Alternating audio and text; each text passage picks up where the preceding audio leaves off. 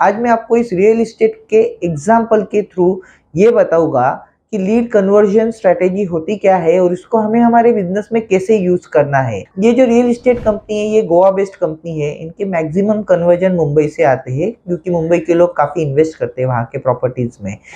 तो हुआ क्या, इन लोगों को काफी लीड्स मिलती है, जैसे 99 एकड़, magic bricks, online, social media, digital marketing, Google, हर जगह से। फिर इनकी टीम है जो इन लीड्स को कॉल करती है, वो उनको समझाती है कि उनका 1 BHK कितने में, 2 BHK कितने में, विला कितने में है। कस्टमर्स के काफ़ी doubt over the phone solve किए जाते हैं। फिर कस्टमर्स को रिक्वेस्ट किया जाता है, why don't they come and visit the site in order to see the property.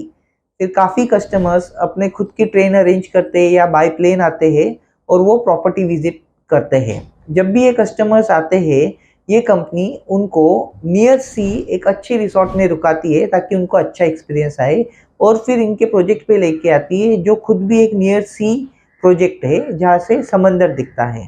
फिर उसके बाद में क्या होता है, इनको जब प्रॉपर्टी विजिट होता है उसके बाद में इनकी टीम इनको आजू बाजू के जितने भी इंपॉर्टेंट लोकेशंस है, जैसे रेलवे स्टेशन, एयरपोर्ट, फेरी पोर्ट, उसके बाद में कुछ प्राइम प्रॉपर्टीज, टूरिस्ट लोकेशन, वो सारे दिखाते हैं ताकि उनको ये पता चले कि ये प्रॉपर्टी कितनी अच्छी लोकेशन में सिचुएटेड है। तो फिर हमें समझ में आया कि लीड कन्वर्जन स्ट्रेटेजी पे फोकस करना इम्पॉर्टेंट है। तो हमने क्या क्या चेंजेस किए। सबसे इम्पॉर्टेंट, जब पहला फोन जाता है कस्टमर को, लीड कहीं से भी आए, तो हमने प्रॉपर्टी और आजू बाजू के लोकेशंस का एक ड्रोन शूट करवा के लिया। उस वीडियो में प्रॉपर्टी भी दिखता है, एग्जिस्टिंग काम किस प्रोग्रेस में वो भी दिखता है, आजू बाजू के लोकेशंस भी दिखते हैं। ये वीडियो हम हर कस्टमर को कंपलसरी दिखाते हैं। सेकेंड पॉइंट आता है उनको विजिट के लिए इंसिस्ट करना। तो उनका फोकस हमने शिफ्ट किया सिर्फ विजिट लाने के ऊपर, कि ये लोगों को विजिट लेके आने का। वो जो सी बीच के नजदीक वाला रिसोर्ट था जहाँ पे कस्टमर्स रुकते थे, हमने वहां का बुकिंग कम करके एक इनलैंड होटल में बुकिंग किया जहाँ से समंदर नहीं दिखता था। इससे क्या होता था, कस्टमर्स उस होटल में रुकते थे, वो होटल भी बहुत अच्छा है पर वहां से समंदर का व्यू नहीं आता था। जब वो प्रॉपर्टी को विजिट करने के लिए जाते थे तब उनको फर्स्ट टाइम वो समंदर का व्यू आता था, वो लुक आता था, and they used to feel very positive about the property. इस सेशन के एंड में एक अच्छा ऑफर दिया जाता था कस्टमर्स को, कुछ गारंटीज के साथ में, जिससे कि कस्टमर बुकिंग करने के लिए प्रॉम्प्ट होता था। इन सारे प्रोसेस की वजह से इस रियल एस्टेट कंपनी को काफी फायदा मिला। उनका जो रेट ऑफ कन्वर्जन था वो काफी इंप्रूव हो गया, and they were really happy about whatever the situation is happening around.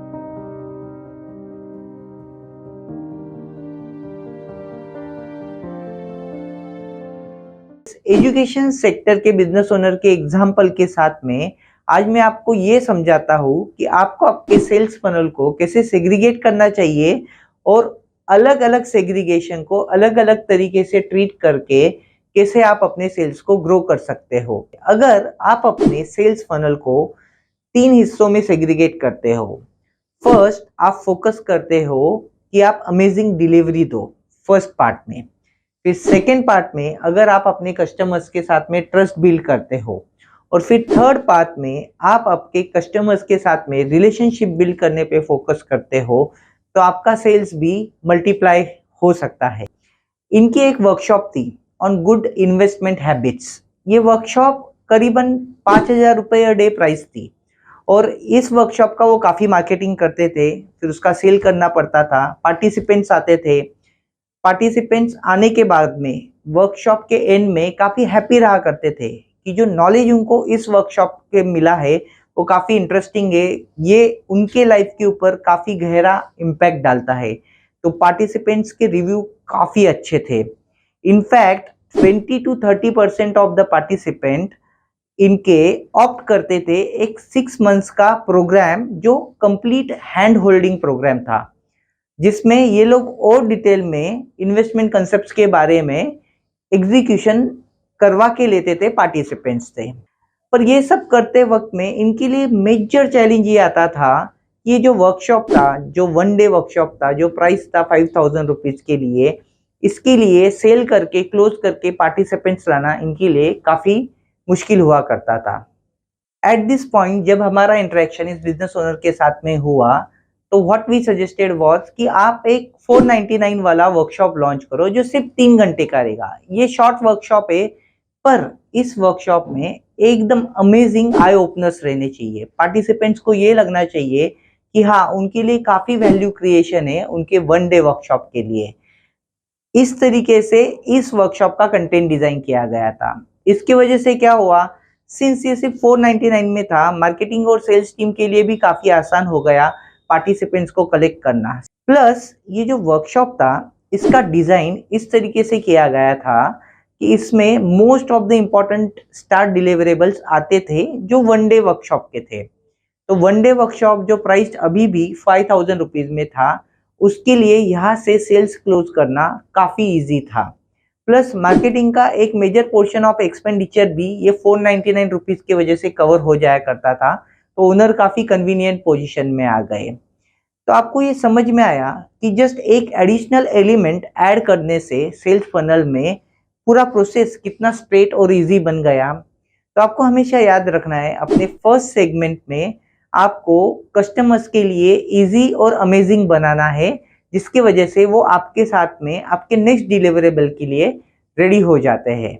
आज हमने ये सीखा कि अगर आपके प्रोडक्ट या सर्विस को आप सेल्स फनल को अगर आप 3 हिस्सों में बांटते हैं और फर्स्ट पार्ट में आप एक अमेजिंग आई ओपनर एक्सपीरियंस देते हैं, सेकेंड पार्ट में आप अगर कस्टमर्स के साथ में ट्रस्ट बिल्ड करते हैं, थर्ड पार्ट में अगर आप कस्टमर से रिलेशनशिप मैनेज करते हैं, तो आपका सेल्स भी मल्टीप्लाई होगा।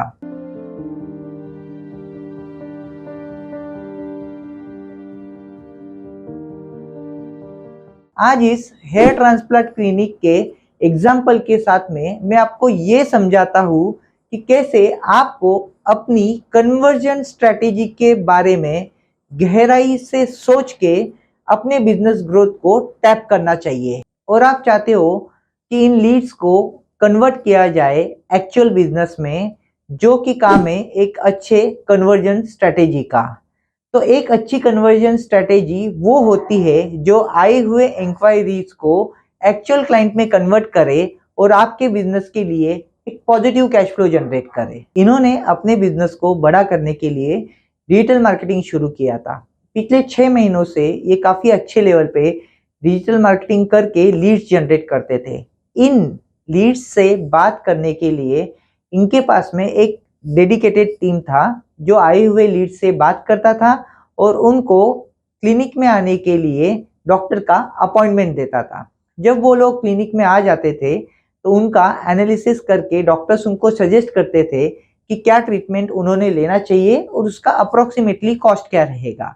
उसके बाद में पेशेंट्स डिसाइड करते थे उन्होंने उनको ट्रीटमेंट लेना है या उनको ट्रीटमेंट नहीं लेना है।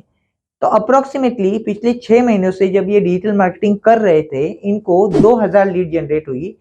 इन 200 लोगों में से सिर्फ 10 लोगों ने ही एक्चुअल ट्रीटमेंट करवाया। तो इस नंबर को देखते हुए इस बिजनेस ओनर ने डिसाइड किया कि इनके लिए डिजिटल मार्केटिंग काम नहीं करता और उनको ये बंद कर देना चाहिए। At this point of time जब उनका इंटरेक्शन हमारे साथ हुआ तो ऑन एनालिसिस हमें ये पता चला कि उनके डिजिटल मार्केटिंग में कोई प्रॉब्लम नहीं था, क्योंकि उस मार्केटिंग के वजह से अप्रोक्सीमेटली 2000 लोगों ने ऑलरेडी इंटरेस्ट शो किया था इनकी सर्विसेज में। तो उनका प्रॉब्लम डिजिटल मार्केटिंग नहीं था, पर उनका प्रॉब्लम था कन्वर्जन स्ट्रेटेजी। तो हमने इस हेयर ट्रांसप्लांट क्लिनिक को ये सजेस्ट किया कि जब भी नेक्स्ट टाइम कोई पेशेंट उनको विजिट करने आए और अगर वो ट्रीटमेंट नहीं ले रहा हो तो उन्होंने उनको ये हेयर ऑयल कॉम्प्लीमेंट्री मतलब फ्री देना चाहिए छोटे क्वांटिटी में, ताकि वो इस हेयर ऑयल को अपने सर पे अप्लाई करे और जब तक वो ट्रीटमेंट नहीं ले रहा है तब तक ये हेयर ऑयल यूज करके अपने बालों का आगे का झड़ना कम करे, जिससे कि आगे का जो ट्रीटमेंट है उसका खर्चा उसका बच जाए। तो इन डॉक्टर्स को पेशेंट्स को ये समझा के बोलना था कि ये हेयर ऑयल अप्लाई करने की वजह से उनका हेयर फॉल कम होगा और उनका आगे फ्यूचर में जो होने वाला खर्चा है हेयर ट्रांसप्लांट के ऊपर वो भी कम होगा। और ये हेयर ऑयल देते वक्त उनको सिर्फ इतना ध्यान रखना है कि क्वांटिटी 1 महीने में पूरी हो इतनी ही दी जाए, उससे ज़्यादा क्वांटिटी उनको नहीं देनी थी, ताकि हर महीने ये कॉम्प्लीमेंट्री या फ्री हेयर ऑयल कलेक्ट करने के लिए पेशेंट इनके क्लिनिक पे आता रहे। अब इस सोची समझी कन्वर्जन स्ट्रेटेजी का क्या पॉजिटिव इफेक्ट आया ये मैं आपको बताता हूँ। सबसे पहले जो कस्टमर्स थे उनका ट्रस्ट क्लिनिक के ऊपर काफी बढ़ गया और इस 1-to-1 रिलेशनशिप के वजह से उनका क्लाइंट कन्वर्जन 50 to 60% से बढ़ गया था। तो सेल्स टीम भी पूरे जोश में थी। प्लस ये जो पेशेंट्स थे जो खुश होके यहाँ से जा रहे थे, जो कॉम्प्लीमेंट्री ऑयल लेके जा रहे थे हर महीने, उनको ये बात इतनी पसंद आती थी कि वो अपने फ्रेंड्स और रिलेटिव्स में हमेशा इनके क्लिनिक के बारे में बात किया करते थे और इनको बहुत सारे रेफरेंसेस आना भी शुरू हो गए थे। तो इन सारी तरीकों से क्लिनिक का बेनिफिट हुआ जस्ट बिकॉज उन्होंने फोकस किया अपने कन्वर्जन स्ट्रैटेजी के ऊपर। तो आज हमने ये सीखा कि एक अच्छी कन्वर्जन स्ट्रैटेजी हमेशा फोकस करती है अपने कस्टमर्स के पेन पॉइंट्स को लेके और कैसे एक ब्रांड अपने कस्टमर्स के पेन पॉइंट को एड्रेस कर सकता है। आपको आपकी कन्वर्जन स्ट्रैटेजी डिज़ाइन करते वक्त में हमेशा ये ध्यान रखना चाहिए कि आपके कस्टमर्स आपको क्यों ट्रस्ट करेंगे, आई हुई लीड्स आपको क्यों ट्रस्ट करेगी, और वो ट्रस्ट को बढ़ाने के लिए आप जो भी कर सकते हो वो आपको अपने कन्वर्जन स्ट्रैटेजी में करना चाहिए। एक कन्वर्जन स्ट्रैटेजी का रोल इसलिए भी इम्पॉर्टेंट होता है क्योंकि आज के डेट में कोई भी बिजनेस बिना मार्केटिंग के ग्रो नहीं कर सकता। अगर आपने मार्केटिंग नहीं किया तो आपके कॉम्पिटिटर जरूर करेंगे और नए कस्टमर को एक्वायर करेंगे और धीरे धीरे मार्केट में उनका प्रेजेंस आपसे बढ़ जाएगा। तो एक राइट मार्केटिंग स्ट्रेटेजी को सोच समझ के जब इम्प्लीमेंट किया जाता है तो इसका बहुत पॉजिटिव इम्पैक्ट आता है आपके बिजनेस के ऊपर।